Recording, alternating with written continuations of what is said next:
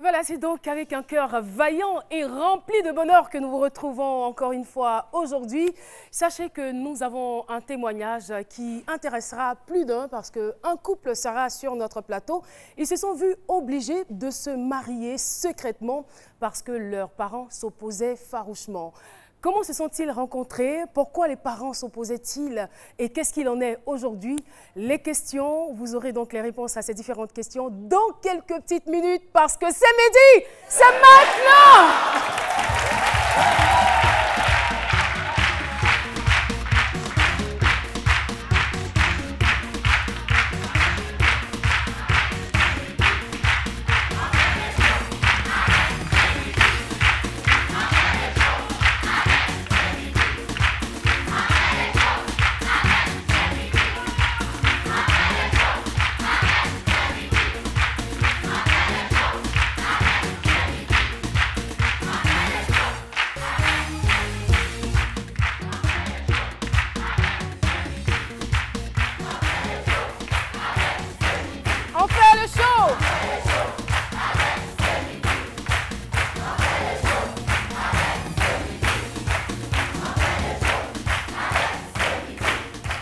On fait le show avec Jessica.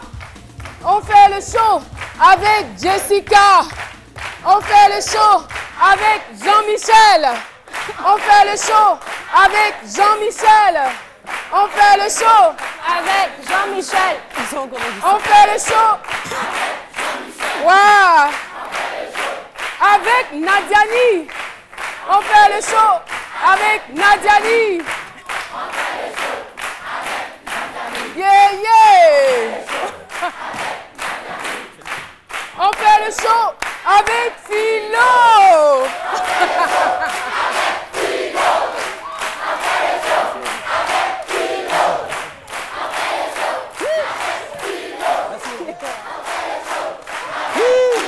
C'est bien, super.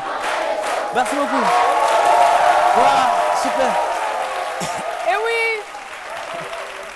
Téléspectateurs et public de C'est Midi, bienvenue dans votre talk show, bienvenue dans le jardin de la bonne humeur, bienvenue dans le jardin du bonheur, j'ai envie de dire. Franchement, nous sommes contents.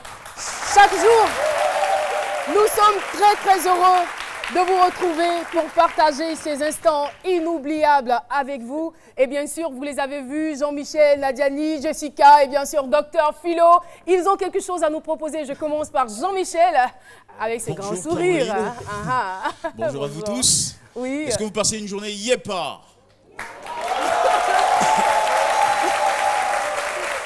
Super. Ouais. Eh bien, aujourd'hui, on parlera de 4 points dans la rubrique médias. Le premier, c'est la Turquie en série. C'est un jeu de mots avec la tuerie en série. Faut pas avoir peur, Jessica, tu fais de grands yeux. Le deuxième, c'est une actualité liée à une présentatrice météo qui a disparu en plein direct. Restez pour savoir de quoi il s'agit. Et puis le troisième, ça va être DiCaprio, une belle petite histoire. Enfin, un premier Oscar pour un acteur de talent. Et pourquoi avoir attendu autant d'années? On saura. Et la finition, la touche finale, c'est le JT le plus sexy au monde. Wow. Je vous assure, ça va vous... Donnez chaud. Enfin, sans commentaire. C'est décoiffant. Merci beaucoup. Jean-Michel et Dame Savoir-Vivre à Nadiani.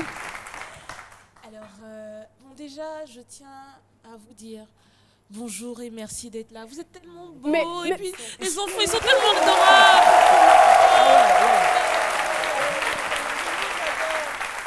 Alors, Nadiani, c'est vraiment la dame qui est vraiment très émotive. Elle ne réussit pas du tout à exprimer ses émotions. Si vous ne faites pas attention, elle va pleurer. Si vous n'applaudissez pas, elle va pleurer. Et si vous applaudissez trop fort, elle risque de pleurer encore. D'accord. Alors aujourd'hui, moi, je vais vous parler d'un sujet.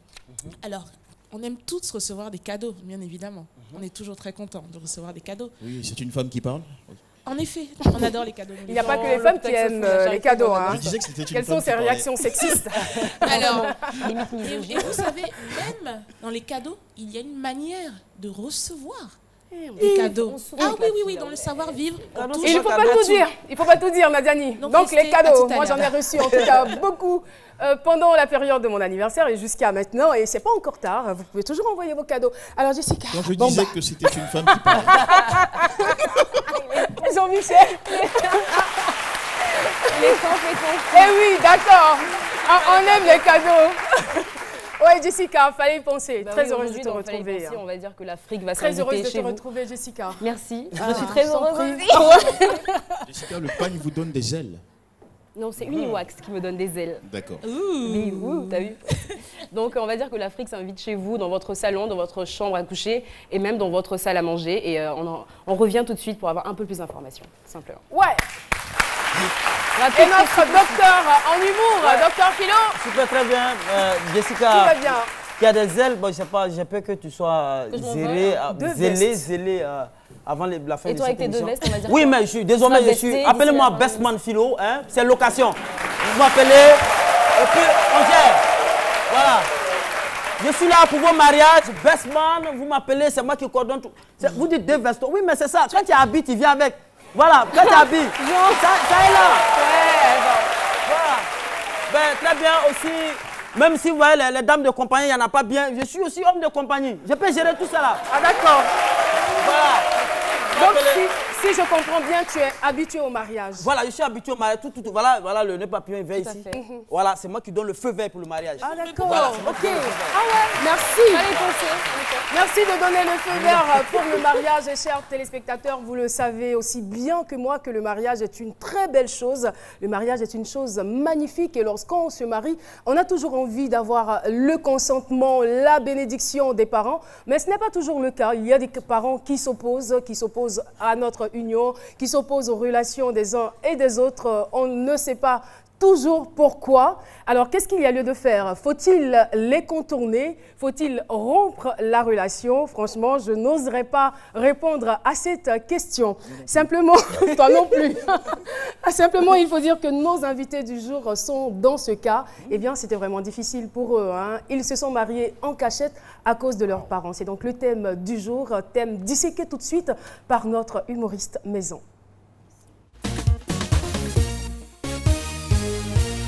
Merci. En même temps, pourquoi on se pose toutes ces questions-là, je me pose en même temps ces questions-là. Quel est le motif même de leur cacheter, leur cachette pour se marier? Parce que c'est la question qu'on se pose. Qu'est-ce qu'ils ont bien pu faire à leurs parents pour qu'eux-mêmes ils aient jusqu'à se marier en cachette? C'est la question qu'on se pose. En même temps, je sais que tout parent aspire au bonheur de son enfant, de ses enfants. Je sais que le mariage, c'est le bonheur. Mais pourquoi ils peuvent se poser au mariage? C'est la question qu'on se pose. On dit l'homme quittera sa mère et son père pour s'attacher à une femme.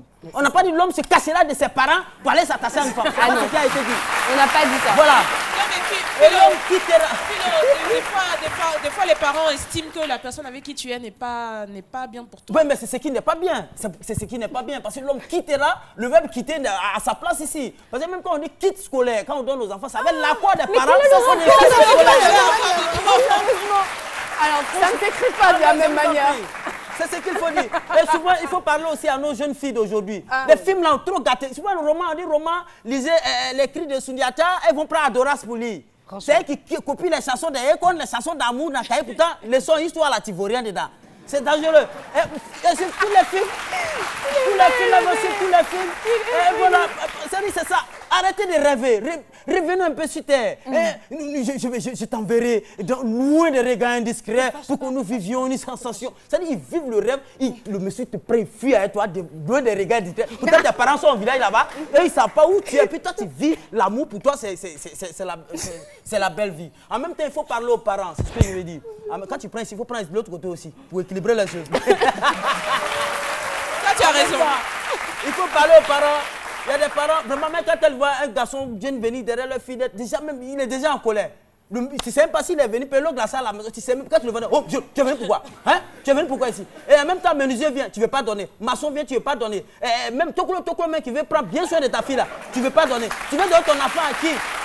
en même temps, la fille est mélangée, elle est obligée de trucs. Oui, et la fille reste dans la maison, elle vieillit dans la maison, elle a des rides, on dirait en bas des marmites, et puis elle devient conseillère. Méchant, ça. Mais ça fait mal. Non, mais la fille vieillit dans la maison. Finir, et pour finir, le mariage nécessite la bénédiction des parents. Il faut accompagner les enfants. Parce que quand il y a palabre dedans là, c'est pas le maire vous allez appeler pour dire n'a qu'à venir de l'église. C'est les parents qu'on doit appeler. Tout à fait. Donc, il faut la bénédiction des parents pour accompagner les enfants. Docteur Philo.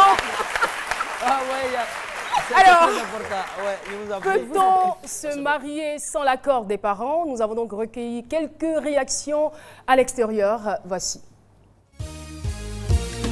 Comme on le dit, les parents sont nos premiers dieux sur terre. Donc, il serait pour moi indéniable de consulter le parent avant de contracter un quelconque mariage. Mais nous sommes aujourd'hui, dans les années 2000, il y a plein de choses qu'on a vécues. Donc, il y a quelque part, souvent les parents même sont fautifs et il est difficile pour l'enfant d'aller vers le parent pour contracter le mariage en demandant l'avis du parent. Donc, l'enfant choisit de partir seul. Je pense que de nos jours, tout est célérité, donc on peut se marier sans l'accord des parents.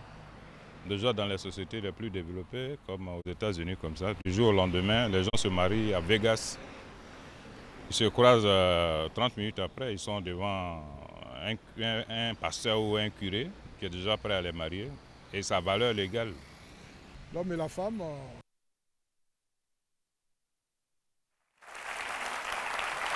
Oui. Nous sommes donc de retour sur le plateau de C'est Midi. Après donc ce micro-trottoir, nous allons maintenant et tout de suite recevoir nos invités témoins du jour, Monsieur et Madame Agnero, que je vous demande de recevoir comme il se doit. Oh, quel beau couple. Mais je veux entendre la chanson d'Alain Desmarais.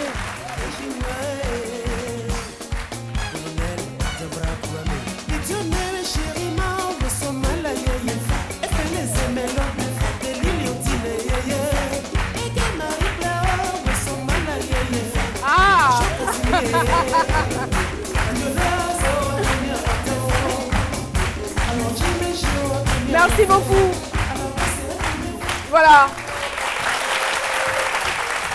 La chanson dit, quel que soit ce qui se passera, je t'aimerai. Si ma mère ne veut pas de toi, je t'aimerai. Si mon père ne t'aime pas, je t'aimerai quand même. Et bien sûr, elle est de Alain Desmarais. Et pendant ce temps, Hakim et José sont avec nous. C'est-à-dire que vous arrivez à Dabou, vous dites Hakim et José, c'est un peu comme si vous avez dit Roméo et Juliette. Ça, c'est clair. On les connaît.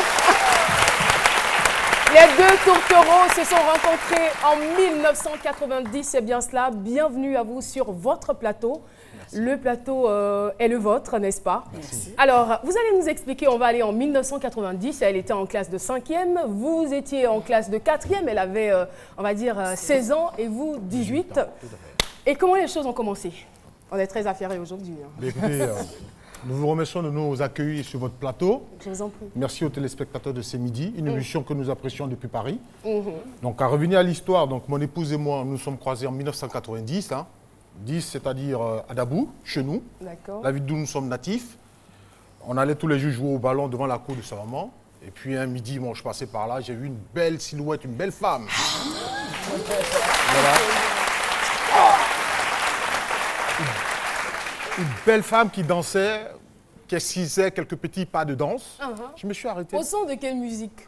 Je crois qu'elle frissonnait quelques sons et puis elle faisait quelques pas. Parce qu'elle aime beaucoup danser, ma femme, il faut le dire. C'est une très belle danseuse aussi, au passage. Donc elle dansait, et puis je me suis arrêté. Je dis, mais qu'est-ce qu'elle est charmante, cette dame. Bon, je vois sa soeur, je lui demande, mais la grande, c'est comment? Elle me dit, écoute, vous allez vous voir après. Bon, ok. Un matin, en allant au marché, donc je l'interpelle. On avait un petit kiosque au Carrefour, là, où on vend le pain. Donc, je l'ai appelé, je dis non, ma petite, viens, on va se voir. Donc elle est venue, elle s'assoit, je lui dis écoute, j'ai une chose à te dire. Tu es très belle, je te kiffe. Je te kiffe. Bon. Voilà. Et je suis sûre, parce que je te kiffe, c'est quand même une expression récente. Avant, c'était je suis fan de toi. Je suis sûre que c'est ce que vous avez dit. Pardon? Je suis mouk. Voilà, je suis mouk de toi. Et donc, je lui dis ça, et puis je lui fais comprendre tout de suite mon intérêt, mon penchant pour elle, en lui disant, écoute, voilà, je vais aller par le chemin le plus simple. Tu vas être ma femme, je vais t'épouser, on ira en France. Ah, comme ça, là? Comme ça. Moi, ça me rappelle une histoire. Enfin, ça, c'est de la fiction. Hein. Ça s'est passé sur le plateau. On était avec Tia et Dr Philo. Il y avait un concours. Dr Philo qui dit à Tia, Tio, moi, je ne vais pas passer par 1000 chemins. Tio, je veux sortir avec toi. Tia, je veux sortir avec toi. C'est ce que Dr Philo a dit ici à Tia. Et c'est de cette même manière que vous avez été direct avec elle. Et vous, quelle a été donc votre réaction? Elle a accepté.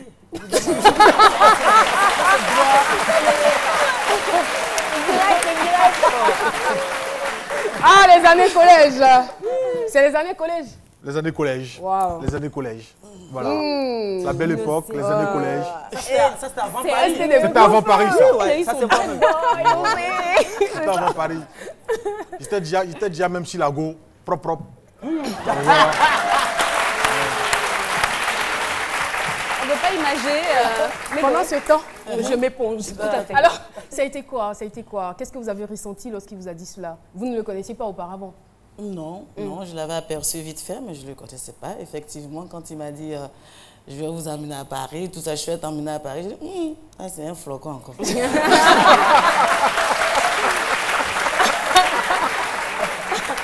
vous êtes dit c'était pour vous impressionner. Ça, on connaît ça ici. Toujours, ils sont là, on ne sait même pas où la phrase est quittée. Et puis j'ai tourné, en fait, j'ai regardé de l'autre côté, il faut parler évidemment, je dois aller faire le marché pour ma maman. Quoi. Puis mon visage était de l'autre côté comme ça. Mais avec son choco, vraiment... Il n'était même pas encore allé à Paris, ça a pris c'était déjà grave. Mais dites-moi, monsieur Agnero, je veux dire, pourquoi tout de suite Paris? Est-ce que c'était dans l'intention de l'impressionner ou vous aviez une clairvoyance de ce que serait votre avenir? Mais il faut dire tout simplement que j'ai mon père déjà qui était à Paris. Ah. Voilà, donc qui était déjà sur Paris avec mes frères. Et donc moi, je m'apprêtais aussi à partir. Donc ceci étant, je me suis dit, écoute, voilà, je vais y aller. Mais je tiens absolument à te dire d'entrée, quels sont mes sentiments pour toi. Et puis, qu'est-ce que j'ai comme ambition pour toi. Donc, Franco, je te dis, voilà comment ça se présente. Mariage, Paris. Paris, et tu me feras de beaux enfants. Alors là, voilà. Et on va dire, peu de temps après, la relation a commencé. Mais là, c'était sans compter avec la réaction des parents. Hein. N'est-ce pas? Parce que ça a été très, très difficile. Tout à fait. Ça a été très, très difficile. À partir du moment où nos parents ont su que nous étions ensemble, sachant que nos parents sont de très bonnes amies du quartier, ben, elles sont là, on aura l'occasion de les interroger. Voilà. Elles ont su, elles se sont dit, ah mais les enfants, elles sont petits comme ça. Même. Au lieu d'aller à l'école, ça fait d'amour. Ça fait d'amour. On paye cahier pour vous, vous ne partez pas à l'école, vous êtes là où vous cherchez. Donc, on s'est dit, bon, nous on va aller au-delà de nos sentiments, on va leur prouver que nous nous aimons. Et que ce n'est pas vraiment un amour de jeunesse, et c'est pour quelque chose vraiment de sérieux. C'est ainsi que nous nous sommes lancés dans l'aventure. Nous allons dire en parenthèse dans la clandestinité parce que nos parents s'opposaient. Mais nous avons avec nous des gens très, très, très gentils, des gens prévoyants, des gens qui étaient lancés aussi dans l'avenir, qui nous ont accompagnés. Accompagnés parce qu'ils avaient foi en nous, parce qu'ils savaient que c'était une relation qui allait durer et qu'à travers nous, il y avait un message qu'il fallait montrer aux autres, qu'il fallait véhiculer. Et c'était peut-être prémonitoire lorsque vous parliez de mariage. Je ne sais pas si à 18 ans on est sûr de la femme qu'on veut véritablement marier ou si c'est juste des sentiments d'ado. Mais bon, finalement, vous êtes mariés en 1999. Est-ce que le mariage a fait changer la vie des parents? Déjà en 1999, voilà, quand on s'est mariés, à Gagnoua précisément. On est de Daboum, on n'a pas pu faire à Dabou. Il y a nos marraines qui nous ont recueillis à Gagnoua, donc c'est là-bas qu'on a fait le mariage. Malgré ça encore, ils n'étaient pas contents parce qu'on ne leur a pas prévenu que voilà, on allait se marier. Monsieur ne travaillait pas encore ou En 99, il était déjà sur Paris. D'accord. Il était parti en 98, il est revenu en 99, un an après. Mais on a préparé toujours le mariage en cachette. En cachette. Voilà. Pour le bien de tonton Amédée qui était là, notre tonton qui vous a soutenu. Qui nous a soutenus avec sa femme, Tanti Téné. Donc voilà, et on a préparé, c'est elle-même qui a acheté la robe, elle m'a donné ma taille, elle a préparé tout ça, les chaussures, tout ça. Elle est venue de Paris. Donc on s'est cachés, on a pris 2 amis, Odile qui est là, et son petit frère William. D'accord. On est allé à Gagnoua. Oui, Jess. Moi j'ai une petite question. Qu'est-ce qui a eu l'idée de ce mariage en cachette, d'ailleurs? Écoutez, l'idée nous est venue tout simplement ensemble. Hein. Je parie que ça a commencé avec le monsieur. Ensemble. Parce qu'il était déterminé. Voilà, moi j'étais déterminé à aller jusqu'au bout. Et pour moi, plus on traîne et plus on perd le temps. Et pour moi, le temps c'est de l'argent. Faisons vite les choses et avançons. Donc, mais du vous coup, ne vous êtes pas dit, est-ce qu'à cette époque-là, vous n'aviez pas d'appréhension? C'est vrai, on le dit, on ne cessera jamais de le dire. Il faut se marier avec la bénédiction des parents. Vous n'avez pas eu d'appréhension et vous vous êtes lancé comme ça? C'est-à-dire, moi j'avais très mal, sincèrement, de voir que j'ai pas ma belle-mère, surtout son seul fils, parce que c'est le seul garçon de sa mère. J'avais très mal. Je me sentais, c'est pas la fille qui veut se marier, puis elle s'en fout, non. Je me sentais vraiment très mal. Donc le mariage s'est fait vraiment avec des amis, avec, je ne vais pas dire des inconnus, mais c'est des amis. Mais j'avais pas mes parents autour de moi, j'étais très mal. J'étais très mal, mais bon. Il faut dire qu'avant le mariage aussi, vous avez eu un enfant. Oui. Et ça n'a pas suffi à faire changer d'avis à ces 2 mamans, à ces 2 amis? Non. Donc voilà, c'est la vie, c'est chaud, ça court, on veut pas. D'ailleurs, parlons de leur amitié. Est-ce que leur amitié a tenu? Non, ça a pris un coup. Ça a pris un coup. Ah. Leur amitié a pris un coup. De toutes les façons, elles sont là. Aujourd'hui, là, on va tous se dire, elles vont nous dire pourquoi est-ce que elles n'étaient pas du tout d'accord pour cette relation, les vraies raisons. Peut-être que vous les avez cachées, maman, durant des années. Mais aujourd'hui, on applaudit très fort nos mamans qui sont là. Bonjour, madame. Et c'est la maman de José, la dame donc, et à côté, c'est la maman d'Hakim. Alors dites-nous aujourd'hui, pourquoi vous ne vouliez pas de cette relation? Est-ce qu'ils ne sont pas tout beaux quand vous les voyez comme ça aujourd'hui ensemble? Merci beaucoup. Vraiment.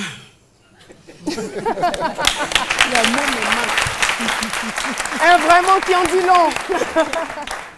Parce qu'une mère veut la reçue de sa fille. Tout à fait. Son enfant, garçon comme femme. Une maman a mis son enfant à l'école. Maman rêve à voir quelqu'un, des grands, des biens qui viennent. Il n'était pas grand, il était tout petit comme ça. Un homme déjà qui travaille, qui est bien, vient présenter devant sa mère. Mais ce n'est pas le cas. Et le truc, c'est qu'à cette époque, il y avait des fonctionnaires qui la draguaient. Hein? Il y avait même un professeur qui voulait d'elle. Mais là, je n'aime pas. Elle me l'a dit. Hein? Elle me l'a dit, bon, c'est le passé. Mais c'était lui qu'elle voulait, absolument. Donc, un matin, il y a sa grande sœur qui me dit, ah, il y a un petit qui tape la fenêtre. Hein? Il dit quel petit qui tape la fenêtre chaque nuit. Elle me dit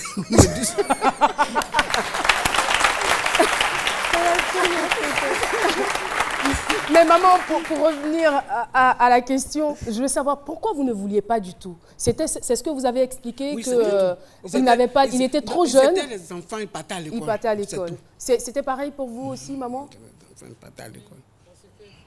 Le micro, s'il vous plaît. Parce que son papa n'était pas là. Bon, c'était moi seul qui l'a élevé. Ah, d'accord. Bon, je vois qu'il était petit et puis je faisais tout pour lui. En ce temps, son papa m'a laissé dans la grossesse et puis il est parti.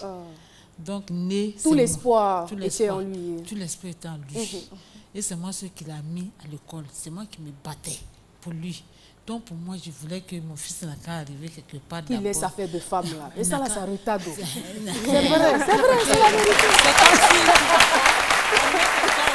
Elle aussi, ça va mettre quelqu'un au dos. C'est ça. C'est ça. C'était tout. C'est pas parce que je ne voulais pas, mais vraiment, c'était ma relation. Merci beaucoup. Merci infiniment. Donc, vous avez compris, hein, et tout le monde le comprend d'ailleurs, parce que nos parents veulent toujours le meilleur pour nous. Et ils ont beaucoup plus d'expérience souvent pour savoir ce qui est bon et ce qui n'est pas bon. Mais là, vous leur avez fait mentir parce que vous êtes allés jusqu'au mariage. Et après le mariage, bien sûr, la promesse a été tenue. Madame est allée à Paris. En ce moment, vous faites quoi à Paris, madame? Je suis aide médico-psychologique. Ah, en plus, vous travaillez là-bas, tout ça. Oui, je travaille là-bas. Et vous, monsieur? Moi, je suis fonctionnaire de police. Voilà, donc dans la sécurité publique, en fonction des difficultés et des appels des polices secours, c'est nous qui intervenons. Voilà, et vous avez suivi aussi l'actualité dernièrement, le 13 novembre. On était sur le front avec le Bataclan, le Petit Cambodge et tout ce qui s'en suivait. Et c'est le cœur qui bat très fort, hein, chaque fois qu'on l'appelle comme ça pour partir sur des opérations difficiles. Et je veux bien m'adresser aux mamans. Aujourd'hui, quand vous les regardez, ou quand peut-être chaque fin de mois ou tous les 2 mois, ils vous envoient des transferts d'argent, vous êtes content? Pardon? Dans le micro, s'il vous plaît. Vous êtes contente? On est très contente.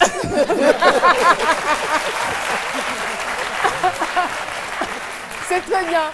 Alors là, vous, madame, par rapport à l'activité que vous faites, vous vous êtes dit, franchement, j'ai beaucoup souffert. Là, on a épargné même un téléspectateur de certains détails parce que cette histoire vous a fait vraiment, vraiment souffrir de longues années. Et voilà, aujourd'hui, vous avez de la compassion pour toutes les personnes qui sont dans la rue, pour toutes les personnes qui sont en souffrance. Et vous mettez donc sur pied une association qui s'appelle Le Don de Soi. C'est bien cela? C'est ça. Et l'objectif, c'est quoi? Le don de soi, c'est aimer ton prochain comme toi-même. C'est dans la Bible, c'est-à-dire le don de soi. L'objectif, c'est aider toute personne en difficulté, que ce soit les personnes âgées, les personnes en situation de handicap. C'est l'association qui est là, avec des amis qu'on a créés à Paris. D'accord. Donc, pour aider les femmes battues, même s'il y a les hommes battus qui n'en parlent pas, mais en tout cas... Et là, vous êtes là pour prolonger l'activité ici, exactement, parce qu'on a beaucoup de personnes aussi en difficulté, les personnes du 3e âge et les personnes, les enfants de la rue. Voilà, donc on a visité, excusez-moi, on a visité même la pouponnière de Dabou. D'accord. Voilà. Quoi de plus normal? Hakim et José à Dabou. Merci infiniment. On a terminé. Merci pour ce beau témoignage. On vous souhaite encore bon vent. Vous êtes parents de 4 enfants, 3 filles, un garçon. C'est bien cela. Alors vous, qu'est-ce que vous voulez qu'on retienne, monsieur, de votre passage ici à ce midi? Bien, écoutez, je souhaiterais qu'on retienne une chose à travers votre émission que vous avez eu l'aimable plaisir de nous accueillir. Faire comprendre à nos chers parents que nous sommes vos enfants. C'est vrai que souvent, nous prenons des chemins qui sont différents de vos voeux, mais il serait bien et voire souhaitable, avec vos bénédictions, de nous accompagner. Parce qu'au bout du chemin, on ne sait jamais ce qui nous attend. Dans mon cas, moi, nous sommes un exemple vivant. Personne ne pouvait s'imaginer un jour qu'on allait pouvoir être aujourd'hui assis ici à cette télévision, d'accord, en compagnie de nos parents. Et être aujourd'hui pour raconter cette histoire. Donc, je vous en prie, aidez vos enfants à pouvoir réaliser leurs rêves et que ce soit quand même quelque chose de bénéfique pour tout le monde. Merci beaucoup. Oui, là vous avez inspiré tout le monde sur ce plateau. Jessica Bomba. Rapidement, moi j'ai envie de m'adresser à vous parce que c'est vrai que vous êtes adressé aux parents, mais en règle générale, dans ce genre de couple-là, c'est toujours les femmes qui ont un peu peur en fait de la réaction des parents et qui n'osent pas aller jusqu'au bout des relations. Qu'est-ce que vous avez envie de dire à ces filles-là qui sont en couple avec des personnes qu'elles aiment sincèrement, qui ont envie de construire leur vie, mais qui ont peur parce que bon, la famille ne veut pas et décident finalement de suivre le choix des parents? Je voulais dire à ces filles-là, dans la vie, tout est permis. C'est pas facile. Franchement, je ne sais pas quelle force m'a amené à tenir. Mais je dis, je rends grâce à Dieu parce que ce n'était pas évident. Donc dans la vie, il faut persévérer. Dans toute chose, il faut persévérer. Quand on aime, même avec un garba par jour, on peut y arriver. Tout à fait. Merci beaucoup. Merci infiniment. Et moi, ce qui me touche dans cette histoire, c'est que vos sentiments étaient vrais. C'est vrai que des fois, les parents nous montrent le chemin à suivre. Les parents ne veulent pas qu'on se mette avec tel ou tel.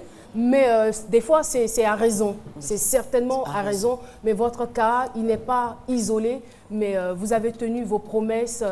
Monsieur Hakim et Agnero, pardon, Monsieur Hakim Agnero nous a montré qu'il avait le sens de la responsabilité et ça a payé, il est persévérant. Vous aussi, vous êtes déterminé. Aujourd'hui, vous êtes marié et je suis sûre que vous n'avez aucune intention de divorcer. C'est pour la vie, pour le meilleur et pour le pire. C'est ici qu'on se dit au revoir. Nous vous souhaitons beaucoup d'amour dans vos couples et surtout, faites tout pour rester ensemble, surtout encore quand il y a des enfants. C'est la pub, tout simplement. À tout de suite. Chez Move